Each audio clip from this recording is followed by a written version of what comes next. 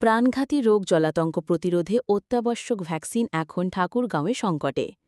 জেলা সদর হাসপাতালে দীর্ঘদিন ধরে অ্যান্টি র্যাবিস ভ্যাকসিন এবং ইমিউনোগ্লোবিউলিন সরবরাহ বন্ধ থাকায় সাধারণ মানুষকে বাধ্য হয়ে বাইরের ফার্মেসির থেকে বেশি দামে টিকা কিনতে হচ্ছে। রোগীদের অভিযোগ, একটি ডোজ টিকার জন্য ৬০০ থেকে ৮০০ টাকা পর্যন্ত গুনতে হচ্ছে, আর পুরো ডোজের খরচ গিয়ে দাঁড়াচ্ছে ১,০০০ থেকে ১,৫০০ টাকার বেশি।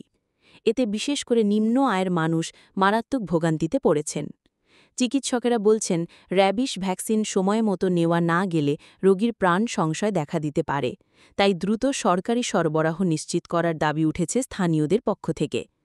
স্বাস্থ্য বিভাগের সংশ্লিষ্টদের বক্তব্য অনুযায়ী কেন্দ্রীয় পর্যায়ে সরবরাহে বিঘ্ন ঘটায় এই পরিস্থিতি তৈরি হয়েছে। তবে দ্রুত টিকা সরবরাহের আশ্বাস দেওয়া হচ্ছে।